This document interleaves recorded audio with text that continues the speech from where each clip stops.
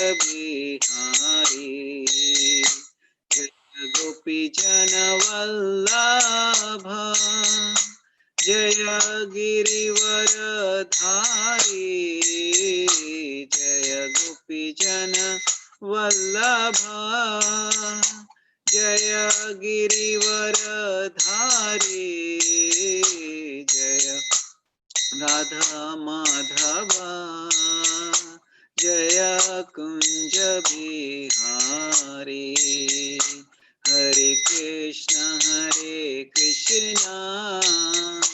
कृष्ण कृष्ण हरे हरे हरे राम राम राम हरे हरे हरे कृष्ण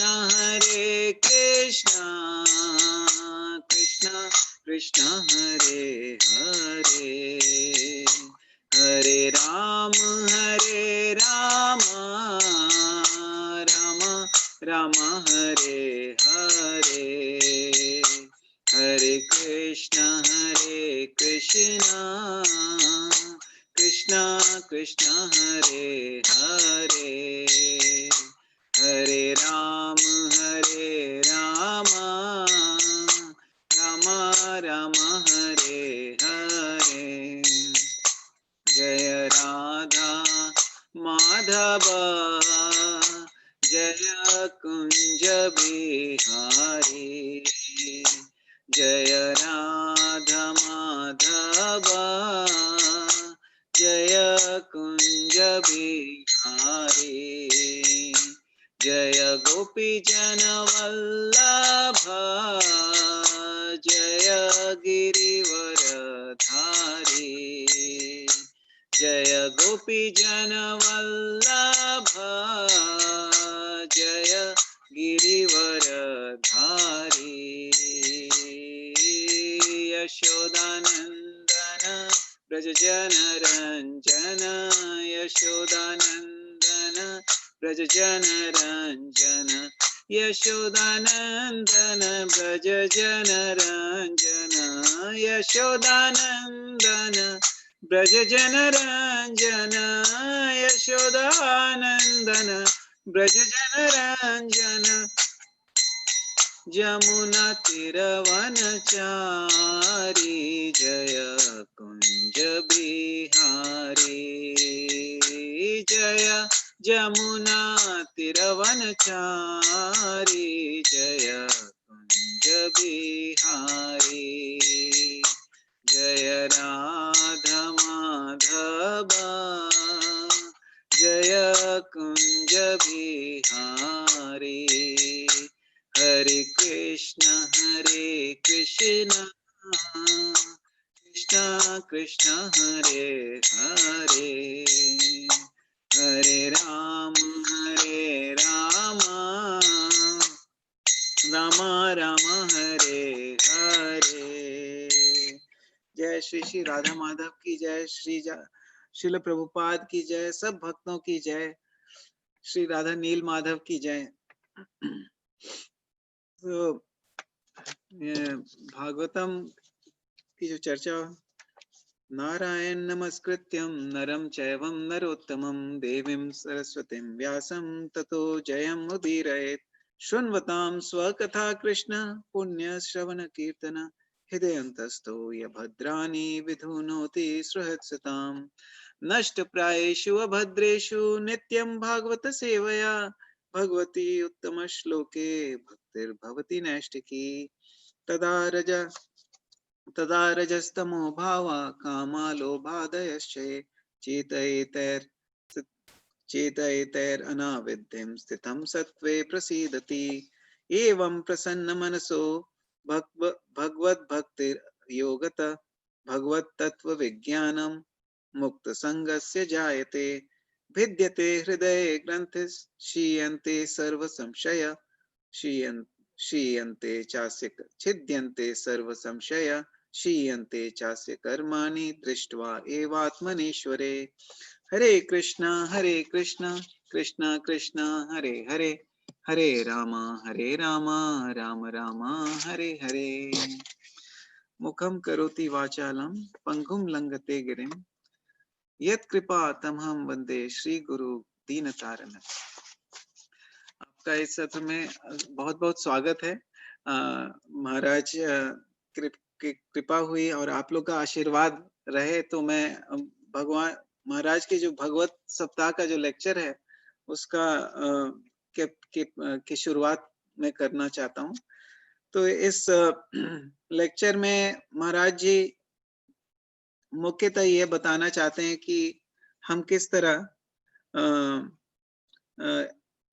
अपने भगवान पर विश्वास बढ़ा सकते हैं और अपने सादे जीवन और उच्च विचार रखते हुए हम जो मनुष्य का जो जीवन है अति दुर्लभ, वो उस दुर्लभ जीवन को हम जिसमें बहुत ही कम समय है, उस समय के कम समय को हम कैसे सदुपयोग कर सकते हैं ताकि हम अपने जीवन को सार्थक बनाएं और जो जन्म मृत्यु जरा व्याधि की जो हमारे पास समस्या है, जो मृत्यु की जो समस्या है, वो जो हम किसी तरह से हल करना चाहते हैं, वो हम भौतिक उपाय से हम उसका हल नहीं निकाल पाएंगे। हम उसका उपाय जो है आध्यात्मिक दृष्टिकोण से ही निकाल पाएंगे। तो भगवान महाराज बोलते हैं कि ये जो मास है, जैसे पुरुषोत्तम मास है, आजकल दामोदर मास चल रहा है, इस मास में विशेषकर हम जो भी भक्ति करते हैं उसका कई गुना ज्यादा हमें फायदा मिलता है और इसलिए हमें इस मास का पूरा फायदा उठाते हुए हमारा हर समय हर क्षण हम भगवान की भक्ति में लगा सकते हैं। और जब हम वैसा करेंगे तो हमें जीवन मनुष्य जीवन जो कि बहुत ही अति दुर्लभ है, उसको हम कैसे सदुपयोग करेंगे ताकि हम उसे सार्थक बना सकें। तो और तो महाविष्णु महाराज जी जो थे बहुत बड़े संत थे, बहुत ही दिव्य संत थे। और संत का जो हृदय होता है वो सारे समाज, केवल मनुष्य समाज के लिए ही नहीं, सारे सृष्टि के लिए, हर जीव के लिए उनका दिल खुला रहता है, क्योंकि वो शरीर नहीं देखते, वो आत्मा को देखते हैं, वो सारे जीव को देखते हैं और सारे जीव की उद्धार के लिए वो प्रयत्न करते हैं। उनका दिल इतना विशाल होता है कि वो मानव समाज ही नहीं, सारे समाज, हर सारे जीव हैं, सबके उपकार पर उपकार करने के लिए सोचते हैं। और खास करके महाविष्णु महाराज जी श्रीमद् भागवतम अध्ययन, भगवत गीता श्रीमद् भागवतम अध्ययन पर काफी जोर दिया है। वो श्रील प्रभुपाद जी जो इस्कॉन फाउंडर हैं और कल उनका जो तिरोभाव था, तो उनके वो बहुत ही उनके किताबों को बहुत ध्यान से उन्होंने अध्ययन किया है और केवल अध्ययन नहीं, वो श्रीमद् भागवतम को से बिल्कुल प्यार करते थे, उनसे रति हो गई थी। तो कहा जाता है कि वो श्रीमद् भागवतम पढ़ते नहीं थे, श्रीमद् भागवतम से प्यार करते थे। तो उनमें श्रीमद् भागवतम के प्रति इतनी रुचि थी कि वो बहुत दुनिया भूल जाते थे और जब भी उन्हें समय मिलता था वो एक भागवतम से जुड़ जाते थे। और उनका यही हम लोग शिष्य पे उनका यही, और सभी जीव पे, ऐसा नहीं है कि केवल शिष्य पे, बल्कि राजकोट में जब कंस्ट्रक्शन हो रहा था तो वहां जो काम करने आते थे उनको भी वो भागवतम पढ़ाते थे और बहुत प्रेम पूर्वक सबको भागवतम का ज्ञान देते थे और इस तरह देते थे ताकि उनका जो जीवन है, उनकी समस्याएं वो दूर हो जाएं। तो वो कहते थे हमें भागवतम इस तरह पढ़ना चाहिए ताकि हम उसको जीवन में प्रैक्टिकली उसको लागू कर सकें और हमारे जो जीवन के जो कष्ट हैं वो कम हो जाए। तो वो कष्ट तो वो कैसे होगा? जब हम अपने कर्मों को बदलेंगे, हम अपने कर्म को जब बदल देंगे तब वो कष्ट दूर हो जाएगा। तो इस संदर्भ में 1540 का एक वर्ष है वो जो मैं पढ़ना चाहूंगा। तो ये त्वम अप्यभद्र श्रुतिवृष्टुतां विभु समाप्यते येन विदां विभूषितम् प्रख्याहि दुःखैर्मुहुरर्दितात्मनाम् संक्लेश निर्वाणमुशन्ति नान्यथा। इसका अनुवाद ऐसा है, अंग्रेजी में पढ़ता हूँ। Please therefore describe the Almighty Lord's activities, which you have learned by your vast knowledge of the Vedas, for that will satisfy the hankering of great learned men and at the same time mitigate the miseries of common people who are always suffering from material pangs. Indeed, there is no other way to get out of miseries. ये वर्ष नारद मुनि बोल रहे हैं व्यासदेव को, और व्यासदेव उस समय थोड़ा सा नारद मुनि से पूछ रहे थे कि किस तरह से मैं सारे समाज की सेवा कर सकूं अच्छी तरह से। इतने सारे महाभारत लिखा, वेदों का बंटवारा किया और उसको अच्छे से रिटन फॉर्म में उसको लिखा गया है, लेकिन फिर भी मैं संतुष्ट नहीं हूं, मैं क्या करूं। तो उन्होंने यही कहा कि please therefore describe the Lord's activities which you have learned from your vast knowledge. आप तो खुद ज्ञानी हैं, नारद मुनि बोलते हैं, आप तो खुद ज्ञानी हैं, आप ऐसा कीजिए कि भगवान के की लीला का वर्णन कीजिए, और इससे क्या होगा, जो ज्ञानी हैं उनको फायदा होगा, और जो कॉमन लोग हैं, जो हमारे जैसे और मतलब जो साधारण जनता है, उनके वो जो हमेशा पीड़ित रहती है जन्म मृत्यु जरा व्याधि और 3 तरह के क्लेश, आध्यात्मिक, आदि दैविक, आदि भौतिक क्लेशों से पीड़ित रहती है हमेशा, क्योंकि कुछ ना कुछ हो ही जाता है। या तो हम अपना कुछ संकट, 3 जो क्लेश हैं आपको पता ही होगा, आदि दैविक, आदि भौतिक, आध्यात्मिक। सो आध्यात्मिक होता है जो कि हम खुद ही अपने ही कारण कुछ कष्ट हो जाता है, या तो हम गिर जाते हैं, चोट लग जाती है, तो वो आध्यात्मिक क्लेश हो गया। आदि भौतिक क्लेश हो गया, दूसरे लोगों से कष्ट हो सकता है, मच्छर काट दिया, किसी ने कुछ कह दिया हमें तो हमें चोट लग गया, हमें बहुत दुख हुआ, या फिर तो आंधी तूफान आ गई, उससे क्लेश होता है। तो ये सारे क्लेश जो हैं आते रहते हैं, जन्म मृत्यु जरा व्याधि, बीमारी पड़ते रहती है, हम बूढ़े होते ही हैं, और हम बीमार पड़ते ही हैं। तो ये सब क्लेशों से हम दूर कैसे रह सकते हैं? आजकल का जो युग है उसमें साइंटिफिक एडवांसमेंट के कारण, बहुत सारे विज्ञान के आधुनिकीकरण के कारण बहुत सारे सुविधाएं उपलब्ध हो गई हैं। कंप्यूटर्स आ गए हैं, हम लोग जैसे कंप्यूटर से अभी बात कर रहे हैं, हम लोग कंप्यूटर का यूज कर रहे हैं, हम उसका इस्तेमाल कर रहे हैं। उसमें कोई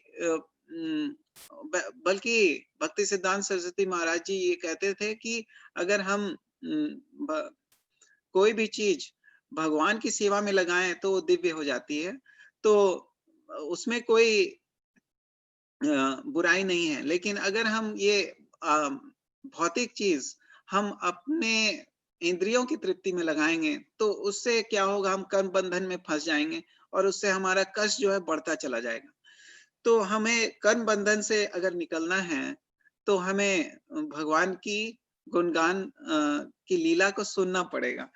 तो इसमें इसका पर्पट बहुत अच्छा है, थोड़ा सा मैं पढ़ना चाहूंगा। इसमें नारद प्रभुपाद जी कहते हैं कि यहाँ 4 तरह के अच्छे लोग होते हैं, जैसे भगवत गीता के 726, 716 और 715 में बताया गया है कि 4 तरह के नमाम दुष्कृतिनो मूढ़ा प्रपद्यन्ते नराधमा माया अप्रहित ज्ञानम आसुरिम भावम आश्रितः। और उसका अगला वर्ष है चतुर्विधा भजन्ति माम जना सुकृत अर्जुना अर्थो जिज्ञासु अर्थार्थी ज्ञानी च भरतर्षभ। तो 4 तरह के दुष्कृत होते हैं और 4 तरह के पुण्यात्मा होते हैं। तो लेकिन ये जो भगवत ये जो ज्ञान है, दिव्य ज्ञान है, इस सभी के लिए है। तो यही वो बोलते हैं, ये अंग्रेजी में पढ़ता हूं मैं। श्री नारद मुनि from practical experience definitely asserts that the prime solution of all problems of material work is to broadcast very widely the transcendental glories of the Supreme Lord. There are 4 classes of good men and there are 4 classes of bad men also. The 4 classes of good men acknowledge the authority of Almighty Lord, and therefore such good men are, number 1, when they are in difficulty. So हम दुख में होते हैं तो भगवान का याद करते हैं। When they are in the need of money, हम कुछ अर्थ चाहते हैं तो हम भगवान के पास जाते हैं। When they are advanced in knowledge, जब हम ज्ञान के खोज में रहते हैं तो भगवान के पास जाते हैं। When they are inquisitive to know more about God, जब हम जिज्ञासु रहते हैं। Intuitively take shelter of the Lord, so we take shelter, भगवान का शरण लेते हैं। So, as such, Narad ji advises Vyasdev to broadcast the transcendental knowledge of Lord in terms of the vast Vedic knowledge which he had already attained. तो वो बोलते हैं कि दिव्य ज्ञान का वितरण करें। As far as bad man is concerned, there are also 4 in number. Those who are simply addicted to the mode of progressive fruitive work and thus subjected to accompanying miseries. तो जो लोग केवल जो है फल के पीछे लगे रहते हैं, अगर फल नहीं मिला तो काम नहीं करेंगे। जो ड्यूटी होनी चाहिए, जैसे माता पिता की सेवा करना है या गुरुजनों की सेवा करना है, बड़ों का आदर करना है, इससे हमें कुछ आर्थिक फल नहीं मिलता है, लेकिन उनका आशीर्वाद मिलता है, और वो आशीर्वाद जो है वो हमें आगे बढ़ाता है। तो लेकिन कुछ लोग केवल फल के पीछे रहते हैं। Those who are simply addicted to vicious work for sense gratification and so suffer the consequences. केवल इंद्रिय तृप्ति के लिए उसके काम में लगे रहते हैं, उसके लिए बुरे काम भी कर सकते हैं। Those who are materially very much advanced in knowledge, जो लोग बहुत ज्ञानी हैं, साइंटिस्ट वगैरह लोग, उन लोग भी नास्तिक तरीके के हो जाते हैं, क्योंकि उन्हें अपने विज्ञान और अपने ज्ञान पे बहुत गर्व हो जाता है। But who suffer because they do not have the sense of to acknowledge the authority of Lord. मतलब भगवान है इसका उन्हें ज्ञान नहीं रहता है। मतलब इतना ज्यादा ज्ञान हो जाता है कि वो जो मूल सूत्र है उसी को भूल जाते हैं कि कहाँ से सब कुछ आया। जो प्रभुपाद जी कहते हैं ना कि जो सबसे चतुर है, जो वो पूछेगा कि ये सब चीज सृष्टि का स्रोत क्या है, तो स्रोत जानने का ये कॉमन सेंस से भी हम समझ सकते हैं। तो लेकिन जब बहुत ज्यादा ज्ञान हो जाता है तो वो भगवान, उनकी ज्ञान भ्रमित हो जाती है और वो भगवान को ही भूल जाते हैं। The class of men who are known as atheists and therefore purposely hate the very name of God, although they are always in difficulty. और कुछ लोग जो हैं नराधमा, जो कि जानबूझ के भगवान को से ईर्ष्या करते हैं और उनसे हेट करते हैं, मतलब उनको नहीं चाहते हैं। तो Shri Narad advised Vyasdev to describe the glories of Lord just to do good to all 8 classes of men, both good and bad. Srimad Bhagavatam is therefore not meant for any particular class of men or sect. It is for the sincere soul who actually wants to own welfare and peace of mind. तो नारद मुनि बोल रहे हैं कि ये जो श्रीमद् भागवतम है, ये केवल आस्तिक लोगों के लिए नहीं है, ये आस्तिक नास्तिक सभी प्रकार के लोग के लिए है। और हम ताकि इनका ये ऐसा उन्होंने क्यों कहा, क्योंकि जो वे संत थे, सच्चे संत थे, और वो सबका भला चाहते थे। तो ये जो शब्द है, ये जो श्लोक है, ये इंट्रोडक्शन में प्रभु जी ने बताया कि महाराज जी को का जो की जो अ, अ, भावना थी, इस वर्ष से प्रभावित थी कि वो सभी का अच्छा चाहते थे, सभी का भला चाहते थे और और जानते थे कि हम किस हद तक नीचे जा चुके हैं और हमें वो नीचे से उठाए। तो महाराज जी की ये बहुत बड़ी दया है, संतों की बहुत बड़ी दया है कि वो हमें अ, हम हमारे मेरे जैसे निम्न और गिरे हुए व्यक्ति को उन्होंने उठाने की कोशिश की और अगर हम उनके वचन के अनुसार चलेंगे, जैसे कि डॉक्टर मेडिसिन देते हैं, प्रिस्क्रिप्शन, अगर उनके प्रिस्क्रिप्शन के अनुसार चलेंगे तो हम ठीक हो जाएंगे। अगर हमको प्रिस्क्रिप्शन के अनुसार नहीं चलेंगे तो हम बीमार हमारी बीमारी ज्यादा चलेगी। तो इसलिए हमें महाराज जी और प्रभुपाद जी के कथन के अनुसार हमें चलना चाहिए, तब हम इस बीमारी से निकल सकते हैं। तो कुछ शब्द मैं प्रभुपाद जी के बारे में भी कहूंगा। कल उनका तिरोभाव था, तो प्रभुपाद जी जो थे वो बहुत ही अत्यंत विनम्र और धीर व्यक्ति थे और बहुत ही अच्छे श्रोता थे। तो मैं लीलामृत के चौथा अध्याय पढ़ रहा था, तो उसमें उन्होंने कहा कि जब एक बार क्या हुआ था, उनके जो गुरु महाराज थे भक्ति सिद्धांत सरस्वती महाराज, वो वृंदावन की परिक्रमा कर रहे थे भक्तों के साथ। तो इस तरह से वो कृष्ण के जन्म भूमि में एक स्थान से लेके दूसरे स्थान जा रहे थे और कैंपिंग करते थे, रात को ठहरते थे और सुबह शाम प्रवचन होता था। तो प्रभुपाद जी उस समय जो थे वो बिजनेस में थे, वो फार्मास्यूटिकल्स का उनका बिजनेस था इलाहाबाद में। तो वो अपने गुरु महाराज से पहले तो कलकत्ता में मिले थे, उसके बाद वो वृंदावन में उनसे मिलना चाह रहे थे। तो परिक्रमा का लगभग आखिरी क्षण था, आखिरी दिन, तो वो वहां पे पहुंचे और उस समय लोग को शाम का वक्त था और उस समय लोगों को बताया गया कि आप या तो बाहर उस मंदिर में जाएं, कोई मंदिर थी पास में, उसमें वहां जाएं, या फिर भक्ति सिद्धांत सरस्वती महाराज के प्रवचन को सुने। तो प्रभुपाद जी ने सोचा कि मैं वहां मंदिर में क्या करूंगा, अभी ये महाराज जी के ही चरण में उनके कथन को सुनूंगा। और कई ज्यादा लोग नहीं थे, 10-12 ही लोग थे और उन्होंने बहुत ध्यान पूर्वक महाराज जी को सुना। एक महीने बाद जब इलाहाबाद में जब वहां मंदिर खुल रहा था, तब श्रील प्रभुपाद जी वहां से भक्ति सिद्धांत सरस्वती महाराज वहां गए उसका इनॉग्रेशन करने के लिए। और उस समय प्रभुपाद जी मंदिर को काफी सहयोग करते थे और वहां अक्सर जाया करते थे, कीर्तन करते थे और प्रवचन भी देते थे। तो जब भक्ति सिद्धांत सरस्वती महाराज गए, उनसे दीक्षा लेने की उनको इच्छा थी और ये बात उन्होंने घर में भी चर्चा की। उनकी जो माता जी थी, मतलब उनकी पत्नी, तो वो राधा रानी, वो भी बहुत ही भक्त थी। लेकिन प्रभुपाद जी का जो ये था ध्यान, वो सारे सारे युग के लिए था, ये प्रचार के लिए था।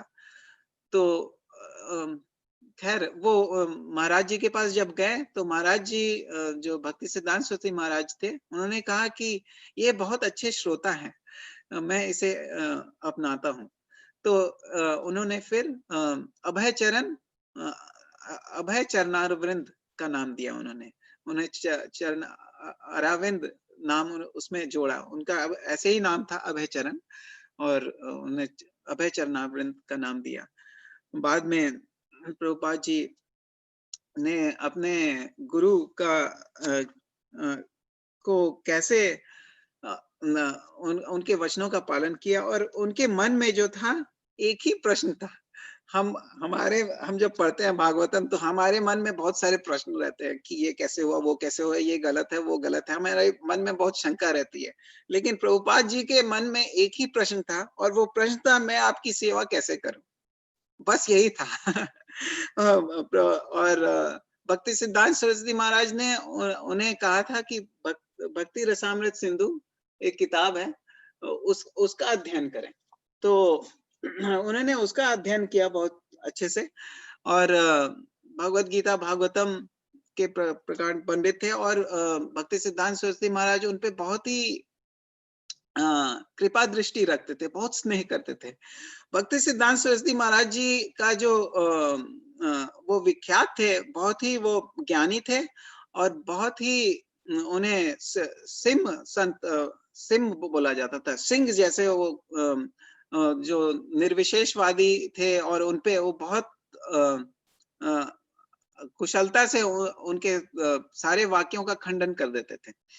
तो जो जो और बहुत ही कठोर, मतलब कि स्ट्रिक्ट थे, लेकिन उनके पास जो भी आता था वो आना नहीं चाहता था, क्योंकि वो बहुत ही ज्ञानी और स्ट्रिक्ट व्यक्ति थे। लेकिन प्रभुपाद जी के साथ वो बहुत ही फ्रेंडली उनका रिलेशन था, और बहुत प्यार से उनको बात करते थे, और जो भी प्रभुपाद जी लिखते थे वो तुरंत उनका जो सज्जन तोषणी और जो उनका मैगजीन था उसमें प्रिंट करवा देते थे। तो हम ये सीखते हैं कि किस तरह से गुरु की सेवा करनी चाहिए, किस तरह से उनकी वचन का पालन करना चाहिए। हमारे श्रोतागण में कई सर्वेश्वर प्रभु और कई लोग हैं जो कि कितने अच्छे भक्त हैं, मुझे क्षमा करें कुछ मैं अगर गलत बोल रहा हूँ आपके सामने। तो तो ये जो किताब प्रभुपाद महाराज जी ने जो ये प्रवचन दिया था सिडनी में 2001 में भगवत सप्ताह पे, तो उस समय पुरुषोत्तम मास चल रहा था, और अभी जैसे दामोदर मास चल रहा है। बहुत ही अच्छा मास है, जब हम अपने कृष्ण की लीलाओं पर हम विचार कर सकते हैं। कितने अच्छे अच्छे लीलाएं हैं। बाल लीला भगवान की बहुत ही मधुर होती है, और किस तरह से यशोदा माई और कृष्ण भगवान के बीच में दामोदर लीला है। वो पिछले सत्र में सर्वेश्वर प्रभु और विरज कृष्ण प्रभु ने बताया ही बहुत अच्छे तरह से।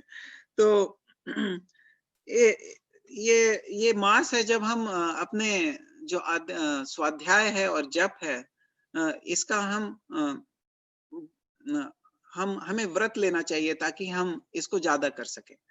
तो ये सोचना चाहिए कि हम इस मास में खास करके अपने आध्यात्म को हम कैसे आगे बढ़ाएं। तो ये तो महाराज जी इस लेक्चर में ये बताते हैं कि कल का युग और आज का युग कैसे बदल रहा है। युग बदलते रहते हैं, और कल का जो युग था, लोग काफी साधारण तरीके से रहते थे। उनका जीवन शैली बहुत ही आसान था। मतलब जैसे कि महाराज कहते हैं कि जब वो अपने जगह रहते थे गांव में, तो सब कोई एक दूसरे को जानता था। सब कोई एक दूसरे को संबोधित करता था, चाचा ताऊ वगैरह, और सब कोई एक दूसरे को जानता था। कोई किसी का कोई बोलते हैं आजकल इतने अफेयर्स हो जाते हैं, एक्स्ट्रा मैरिटल अफेयर्स, कोई वो नाम तक नहीं जानता। डाइवोर्स शब्द जो था वो था ही नहीं किसी के डिक्शनरी में। और लोग खेती करते थे, अपने भगवान पे निर्भर करते हुए खेती करते थे, और जो भी उससे मिलता था उससे निर्वाह करते थे। बोलते हैं कि जो वेदर चैनल है, हमारे यहाँ इतना बड़ा वेदर चैनल फोरकास्टिंग डिपार्टमेंट है, लेकिन वहां पहले एक ब्राह्मण आता था, वो एक आना लेता था और वेदर के बारे में, मौसम के बारे में बहुत बहुत अच्छे से बता देता था, और बिल्कुल सही रहता था वो। तो हम देखते हैं कि जो कल का जो जीवन था हमारा, जो कृषि से जुड़ा हुआ, और हम लोग उस तरह से रहते थे। अभी भी भारत की ज्यादा से ज्यादा जनता कृषि पर आधारित है, लेकिन हम सब जो है शहर की ओर आ गए हैं, और ज्यादा से ज्यादा जनता शहर की ओर आ गई है, और हमारी जो जीवन शैली है वो बदल रही है, और हम विज्ञान के पर आधारित बहुत ज्यादा हो गए हैं और होते जा रहे हैं, कंप्यूटर, मोबाइल फोन वगैरह वगैरह। और इससे जो है हमारा जो ध्यान जो है हर तरह बस से बढ़ रहा है। इवन बच्चे लोग जो है अब बात नहीं करते हैं, केवल टेक्स्ट करते हैं, और उनसे जब बात करो तो एक दो सेंटेंस में ही बात होती है। तो इस तरह से हम देखते हैं कि ये जो विज्ञान और ये सब सारा जो इलेक्ट्रॉनिक माध्यम है, उससे हमारा जीवन पे काफी असर पड़ रहा है। और हमारा जीवन इस इस बदलते हुए जीवन में हम कैसे अपने को भगवान पर ध्यान करें, अपना जीवन कैसे हम सादा बनाएं, ताकि हम अपने विचार जो है भगवान पर लगा सके, हमारे विचार उच्च हों, हमारे अच्छे विचार हों। तो इस विषय पे ही हमारी चर्चा है कि हमें सादा जीवन कैसे करें। और महाराज जी का इसमें यही क्या बोलते हैं, उनका यही विचार है, या हम पर यही उनका गाइडेंस है कि हम अपना जो ध्यान है स्वाध्याय पर लगाएं, हम और जप और स्वाध्याय पर लगाएं। जैसे कि बीबीसी है, उन्होंने कहा कि ब्रिटिश ब्रॉडकास्टिंग कॉरपोरेशन जो समाचार देती है हर जगह, लेकिन हमारा जो बीबीसी है, B for Bhagavatam, B for Bhagavad Gita और सी फॉर चैंटिंग। सो जप और स्वाध्याय, ये दो हमें अपने जीवन में लागू करना है। हम खेती नहीं कर सकते, हम उस जीवन में हम वापस नहीं जा सकते, लेकिन हम अपने जीवन को सुधार सकते हैं और अपने जीवन को इस तरह से ढाल सकते हैं ताकि हम ज्यादा से ज्यादा समय, जो मनुष्य जीवन का जो ये बहुमूल्य समय है, जो कि हम देखें तो हम अपने जीवन, मनुष्य जीवन का भी ज्यादातर समय आप देखें तो 8 घंटे 7 घंटे तो हम सोने पे लगा देते हैं, फिर हमें काम करना पड़ता है।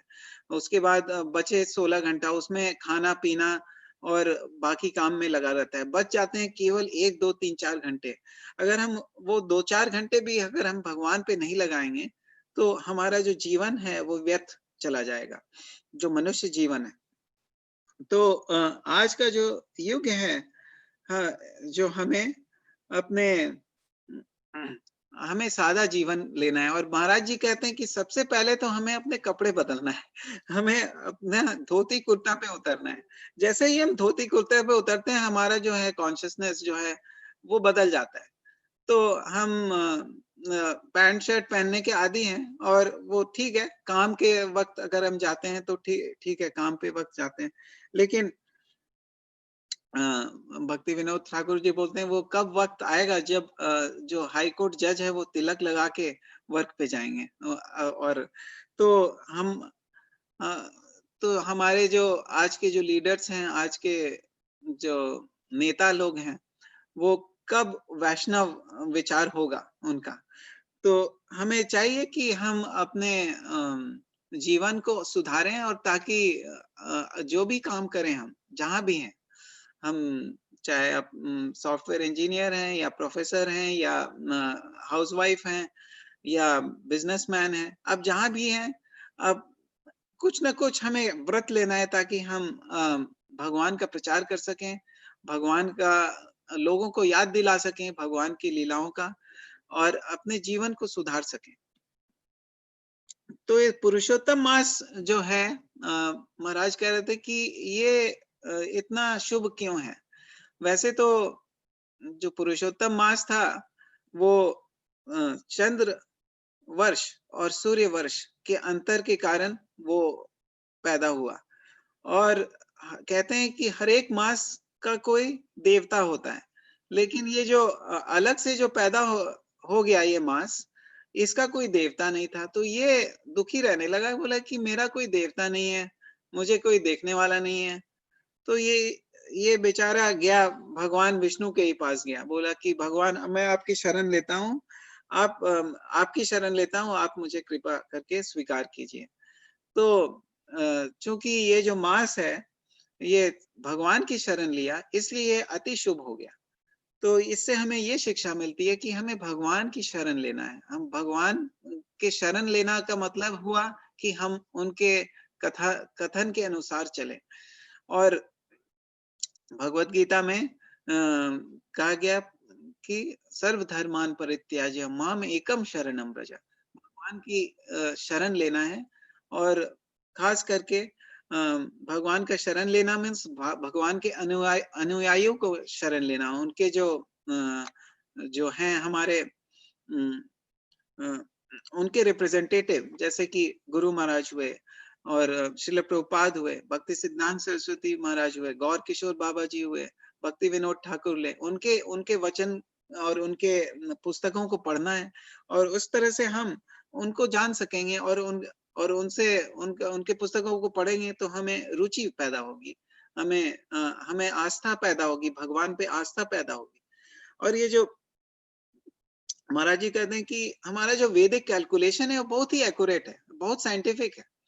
और आप देखेंगे वैदिक मैथमेटिक्स, आप जानते ही हैं कितना आसान बना देता है मैथमेटिक्स को। इस तरह से वैदिक का कैलकुलेशन है, एस्ट्रोलॉजी है, इतना एडवांस्ड है कि अभी लोग डिस्कवर कर रहे हैं। पहले 9 ग्रह जो था ये अभी लोग डिस्कवर कर रहे हैं, जो कि हम लोग को पहले से ही पता था। कैसे पता हो गया?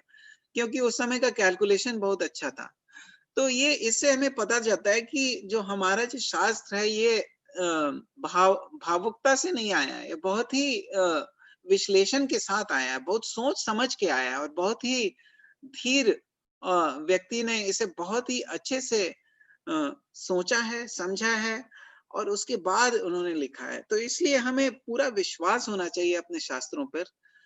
देखिए सरस्वती रिवर के बारे में जिक्र है, और लंका में वहां सेतु बांध का जिक्र है। ये सारा अभी अप्रूव हो रहा है। और भागवतम में ये बताया गया है कि जो बच्चा होता है माँ के गर्भ में कैसे 9 महीने रहता है, किस तरह से उसका शरीर बढ़ता है। ये सब जिक्र, ये सब विज्ञान कहाँ से आया? वो सब जो है हमारे ऋषि मुनि संत लोग जो थे वो बहुत ही अध्ययन करते थे, और इसलिए उन्हें पूरा ज्ञान था। हम आजकल विज्ञान पर बहुत भरोसा करते हैं, और हमें मिथ्या गर्भ हो जाता है कि भाई दिस इज द बेस्ट। लेकिन ऐसा नहीं है। पहले भी लोग रावण के समय में मानसिक यान थी, जो उनका पुष्पक विमान था जिससे रामचंद्र भगवान वापस आए, वो मन का निर्देश लेता था। अभी लोग साइंस में उसका आविष्कार हो सकता है कर लें, लेकिन वो उस समय भी था। इसका मतलब कि पहले का जो युग था वो काफी साइंटिफिकली एडवांस था। तो जो हरि नाम है, तो इस मास पे हमें भगवान का ध्यान करना चाहिए, और भगवान की लीलाओं का ध्यान करना चाहिए। तो इस संदर्भ में एक वर्ष है 1:5-10। तो 1:5-10 में न यद्वचश्चित्रपदं हरेर्यशो जगत् पवित्रं प्रगणित कर्हिचित् तद्वायसं तीर्थम् उशन्ति मानसा न यत्र हंसा निर्मन्ति उशिक्षया।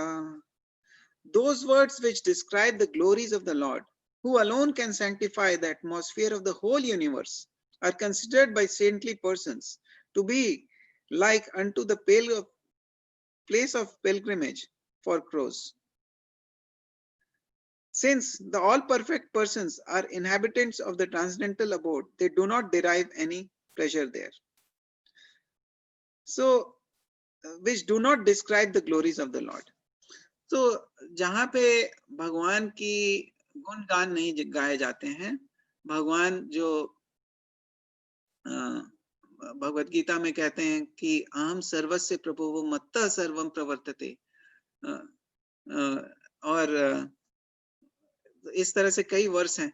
तो भगवान खुद ही बोलते हैं, एक ही व्यक्ति है दुनिया पूरे सृष्टि में जो कि ये बोल सकता है कि अहम सर्वस्य प्रभवो। लॉजिकली अगर आप देखें तो एक ही व्यक्ति ऐसा बोल सकता है, और वो है श्री कृष्ण। और श्री कृष्ण भगवान का जहाँ गुणगान नहीं होता है, that is a place of pilgrimage for crows only, जहाँ पे कौवे वगैरह आते हैं। कौवे वगैरह ज्यादातर गंदे पर बैठते हैं, और जो स्वान होते हैं,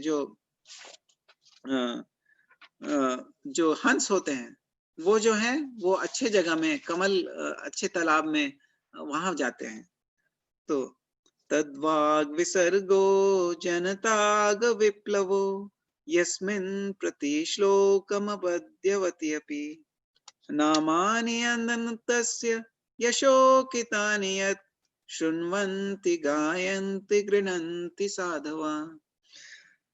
So, on the other hand, that literature, which is full of descriptions of the transcendental glories of the name, fame, forms, pastimes, etc., of the unlimited Supreme Lord, is of different creation, full of transcendental words directed towards bringing about a revolution in the empire's lives of the world misdirected civilization. Such transcendental literature, even though imperfectly composed, are heard, sung, and accepted by purified men who are thoroughly honest. So, जो बहुत ही सच्चे हृदय के होते हैं, वो भगवान के गुणगान पर ही ध्यान देते हैं, और उन्हें जो है वो, और ये उनका जो गुणगान है, ये हमारे जीवन में एक संग्राम ला सकता है, रिवॉल्यूशन ला सकता है, हमारा जीवन पूरा बदल सकता है। तो जैसे भगवान इंडिपेंडेंस डे में संग्राम हुआ था, तो उसमें ब्रिटिश लोग को भगाया गया। तो ये जो संग्राम है, ये हमारे जो दुष्कर्म है, दुष्विचार है, ये सबको हम बाहर भगा सकते हैं, ताकि हम अच्छे विचार करें और अपने कर्म को बदलें, ताकि हम अच्छे बने और हमेशा अच्छा सोचें। तो ये हम कैसे करेंगे? वो हम जो है स्वाध्याय के द्वारा करेंगे, बीबीसी के द्वारा करेंगे, और जप के द्वारा करेंगे।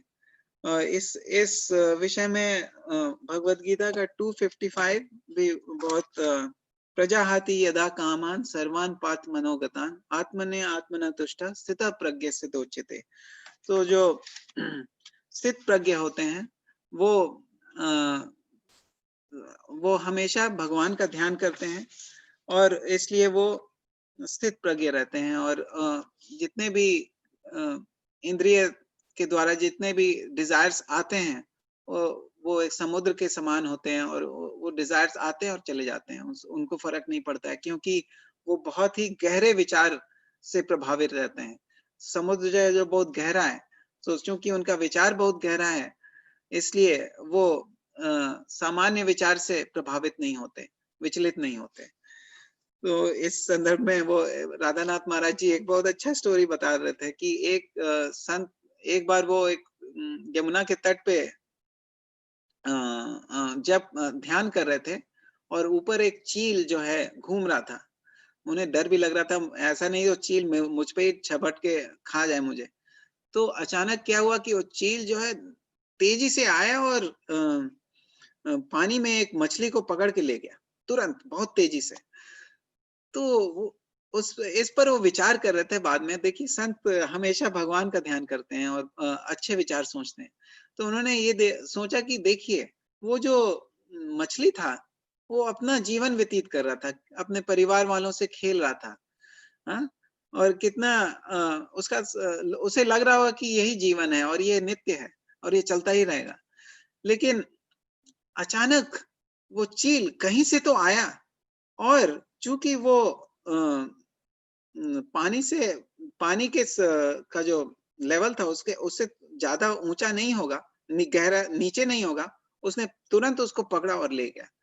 तो इसलिए राधानाथ महाराज जी ने कहा कि अगर हमारे विचार गहरे होंगे और हम पानी के बहुत नीचे रहेंगे, विचार गहरे रहेंगे, तो हमें कोई चील पकड़ के नहीं ले जाएगा।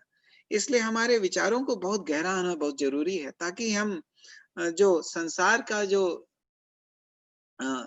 समस्याएं हैं उससे हम दूर रह सकते हैं। युधिष्ठिर महाराज जी कहते हैं, अहनि अहनि भूतानि गच्छन्ति यम आलयम शेष स्थावरम इच्छन्ति किम आश्चर्य अतः परम। तो हम जैसे कोरोना का ही चल रहा है, लोग आए दिन जान जा रही है, और ऐसे भी हम देखते ही हैं कि आए दिन लोग मरते हैं, लेकिन हम नहीं सोचते कि हम मरेंगे, हम सोचते हैं कि हम जीते ही रहेंगे। तो ये हमारा भ्रम है, जो कि कहते हैं nothing is as sure as death, death हमें आना ही है।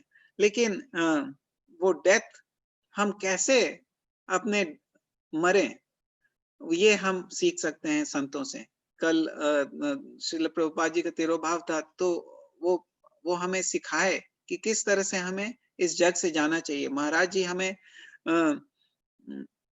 सिखाए कि किस तरह से हमें भगवान का ध्यान करते हुए यहाँ से जाना चाहिए। तो ये हमें संतों से सीखना है कि किस तरह से भक्तों के संग के साथ संग और भगवान का ध्यान करते हुए आखिरी क्षण तक श्रील प्रभुपाद जी श्रीमद् भागवतम का ट्रांसलेशन दे रहे थे, और उन्होंने कितना अच्छा काम किया।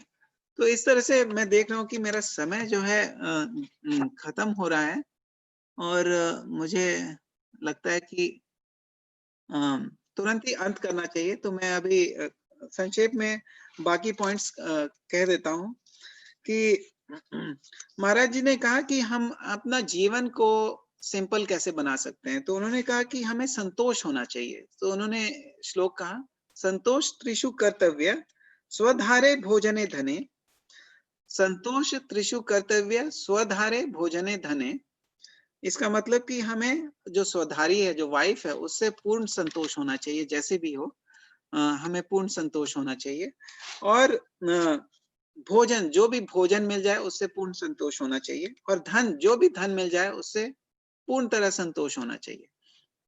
और संतोष त्रिषु न कर्तव्य स्वाध्याय जप और दान। तो जो हम स्वाध्याय करते हैं उससे हमें बिल्कुल संतुष्ट नहीं रहना चाहिए कि हमें और पढ़ना है, और हमें जानना है, और हमें नोट्स बनाना है, और हमें स्टडी करना है, और मनन करना है। तो सुनवन सुपठन विचारन परो, हमें सुनना है दूसरे वक्ताओं से, प्रभुपाद जी और डिवोटीज से सुनना है, और दान जितना हम देते हैं उससे संतुष्ट नहीं रहना चाहिए। हमेशा जब भी हमें लगे कि दान देना चाहिए, तुरंत दे देना चाहिए। जब भी लगे भक्ति करना चाहिए, तुरंत कर देना चाहिए। उसमें कोई शुभ अशुभ समय का विचार करने की कोई आवश्यकता नहीं है, क्योंकि जहां भक्ति है वहां शुभ है। तो इसलिए जब हम भक्ति करेंगे वही शुभ है। और स्वाध्याय और जप, कीर्तन, भगवान का नाम लेना, हरे कृष्णा कृष्णा कृष्णा हरे हरे, हरे राम राम राम हरे हरे। ये युग धर्म है। चैतन्य महाप्रभु जी बता गए हैं कि इस युग में कलौ नास्ति नास्ति एवं गतिर अन्यथा। इस युग में हरे नाम हरे नाम ही केवलम, कलौ नास्ति एवं गतिर अन्यथा। तो इस युग में और कोई उपाय नहीं है, केवल भगवान के नाम का श्रवण करने से हर कोई अपने समस्याओं से मुक्त हो जाता है। क्यों होता है? क्योंकि उसमें शुद्धिकरण आती है, जैसे चेतो दर्पणम मार्जनम महादावग्नि नरवापनम। तो जो हमारा जो दर्पण है, दिल का जो दर्पण है, उसको अगर हम साफ करेंगे तो भगवान जो हमारे दिल में रहते हैं, भगवान वो हमें दिखाई देने लगेंगे, और वो हमें निर्देश देंगे, और हम उनके निर्देशानुसार अगर चलेंगे, जो चैत्य गुरु हैं हमारे अंदर, उसके अनुसार चलेंगे। अगर हम सिंसियरली, जो गुरु बाहर हैं और जो गुरु अंदर हैं, उनका कथन का हम पालन करेंगे, तो हम निश्चित रूप से अपने स्थान पर पहुंच सकते हैं। और जो जीवन का जो क्रम है आता जाता रहता है। गौर किशोर बाबा जी जो थे, वो लैट्रिन में जाके जप करते थे। वो क्यों करते थे? क्योंकि उन्हें जीवन में का जो उतार चढ़ाव है वो तो चलता ही रहेगा, लेकिन ये जो भगवान का नाम लेने का जो समय है वो अगर चला गया तो वो वापस नहीं आएगा। तो हमें हमेशा भगवान का ध्यान करना चाहिए और मृत्यु से बचने का यही उपाय है। जो कई तरह के मनुष्य जो जीवन है बहुत ही मुश्किल से मिला है। तो बोलते हैं कि 4 तरह के होते हैं, जरायुज, अंडज, श्वेतज और उद्बीज। जरायुजा मतलब जो कोख से उत्पन्न होते हैं। जो अंडा अंडा से उत्पन्न है ना, वो कुछ लोग अंडे से उत्पन्न होते हैं जैसे कि पक्षी वगैरह। और श्वेतज जो पसीनों से उत्पन्न होते हैं, कई सारे बैक्टीरिया वगैरह उससे होते हैं। और उद्बीज जो जमीन से उगते हैं। तो मनुष्य जीवन जो है एक बहुत ही अच्छा अवसर है हमारे यहाँ, जब हम भगवान का सोच सकते हैं और इस संसार चक्र से दूर निकल सकते हैं। और ये कोई बहुत ही हम आभारी हैं श्रील प्रभुपाद के और गुरुदेव के, जो उन्होंने ये दिव्य ज्ञान दे दिया है और हमें इसे दूसरों को बांटना है, दूसरों को देना है, अपने जीवन में लागू करना है, अपने पहले पढ़ना है और समझना है और उसका मनन करना है और फिर दूसरों लोग से भी चर्चा करनी है। तो ये जो इंटरनेट का चर्चा का जो माध्यम है बहुत ही अच्छा है, जिससे हम एक दूसरे से सीख सकते हैं और हम अपने विचार को बदल सकते हैं अपने। और जब हम अपने विचार बदलेंगे तो हमारे कर्म भी बदल जाएंगे, है ना। तो जैसे ही विचार बदलेंगे तो हमारा जो मृत्यु, हमारे पास जो ये सबसे बड़ा प्रश्न है, जो भौतिक उपाय से हम मृत्यु से कैसे बचें। हम सारा तो डॉक्टर का विश्वास करते हैं, सारे अपने काले अपने अपने एज को छुपाने की कोशिश करते हैं। लेकिन हम अपना महाराज जी बोल रहे थे कि एक बहुत बड़े अच्छे डॉक्टर थे, वो उनके परिवार में सभी कोई डॉक्टर था, लेकिन और वो बोलते थे मैं तो डॉक्टरों से घिरा हुआ हूँ और दवाई से घिरा हुआ हूँ, मुझे कौन मार सकता है। मैं लोग बोलते थे कि भाई आप ओल्ड हो गए हैं, आप बूढ़े हो रहे हैं, आप भगवान का ध्यान कीजिए।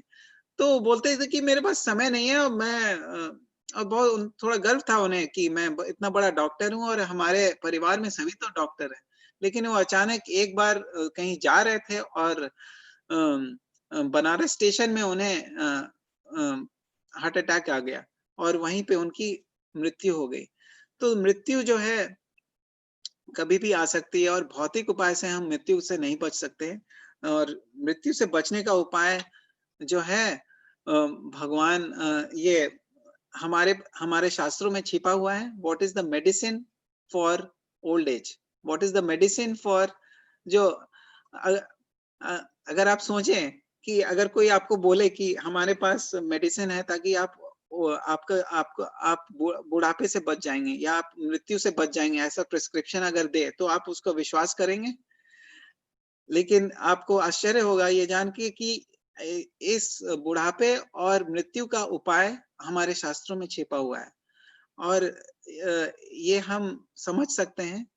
तो इसको हम और आगे चर्चा कर सकते हैं अगले सत्र पे। बट हम ये समझ सकते हैं, हम महाराज जी के चरणों पे यही निवेदन करेंगे कि हम उनके हम विनम्र होके और सहिष्णु होके भगवान का ध्यान करें और उनकी लीलाओं को पढ़ें, श्रीमद् भागवतम का अध्ययन करें, भगवत गीता का अध्ययन करें, जप करें और इस मास का फायदा उठाते हुए अपने जीवन को बदलें ताकि हम अपना मनुष्य जीवन सार्थक बना सकें। हरे कृष्णा कृष्णा कृष्णा हरे हरे, हरे राम राम राम हरे हरे। बाकी भक्तगण ज्ञानी जन यहाँ पे हैं, आप अपना विचार दें तो बहुत अच्छा रहेगा। हरे कृष्ण।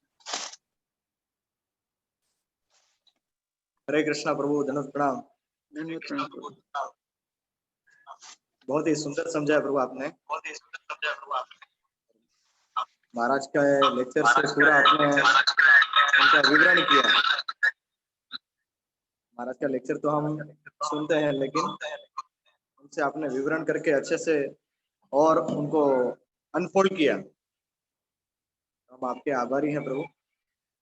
बहुत सुंदर आपने आपका क्लास दिया। आपने बताया कि किस प्रकार जो लोग भगवान के गुणगान नहीं करते हैं वो स्थान और वो लोग कौवे के समान है या कौवे के स्थल के बराबर है। इससे ये भी तय होता है कि हमें भगवान के नाम का गुणगान करते रहना चाहिए। फिर आपने संतोष के बारे में बताया कि 3 चीज में संतोष होना चाहिए और 3 चीज में संतोष नहीं होना चाहिए। ये भी महाराज का बहुत पसंदीदा श्लोक था। बार-बार काफ़ी लेक्चर में महाराज ये रिपीट करते हैं। और फिर आपने बताया कि साधारण जीवन जो है, सादा जीवन, हम देखते हैं कि सही में इधर इवन राजकोट में भी यदि धोती पहनने को कोई यदि सिखाया होगा तो महाराज, कोई भी महाराज यहीं भी जाते थे तो किसी को भी धोती पहनने के लिए वो इंसिस्ट करते थे। तो कपड़े भी बदलवाने में महाराज का बहुत बड़ा श्रेय है और सबको इंसिस्ट करते थे। और सही हम अभी अभी इसमें थोड़े साल रहने के बाद हमको अनुभव होता है कि धोती और कुर्ता कितना आवश्यक है, इसका क्या प्रभाव है। बहुत ही अच्छा लगा आपका आज का पूरा सत्र। यदि आज का आपका सत्र आधा रह गया तो उसको अगले पार्ट में कंटिन्यू कीजिएगा, आप देख लीजिएगा आपके हिसाब से। और आपके हम इस्कॉन राजकोट के प्रति वैष्णव सेवा प्रभु के माध्यम से आपका आभार व्यक्त करते हैं। बहुत बहुत शुक्रिया मनोहर कृष्ण प्रभु का। हरे कृष्णा। प्रसन्न आत्मा प्रभु, आपका बहुत बहुत धन्यवाद। आपसे हम बहुत प्रभावित रहते हैं। आपका जीवन इतना मधुर है, आपका चरित्र इतना प्यारा है कि आप क्या बताएं। आपके जैसे भक्त का नगर रहे हमारे मतलब एसोसिएशन में तो हमारा जीवन धन्य हो जाए। आपको बहुत आभारी, बहुत अच्छा लगा आपसे मिलकर हमेशा बहुत अच्छा लगता है मुझे। धन्यवाद। नहीं, मुझे भी आपके प्रवचन में आपसे मिलकर भी मुझे अभी भी वो कीर्तन की याद आती है जो हमने बलराम प्रभु ने वो सब किए, तो यादगार यात्रा में भूल नहीं पाएंगे जी। कुछ भी हो, महाराज जी की कृपा है, उनकी देन है, कुछ नहीं है। थैंक यू प्रभु। हरे कृष्णा। थैंक यू प्रभु जी। हरि बोल। हरे कृष्णा हरे कृष्णा कृष्णा कृष्णा हरे हरे, हरे राम राम राम हरे हरे। श्री महाविष्णु महाराज की जय, श्री प्रभुपाद की जय, जय, सब भक्तों की जय।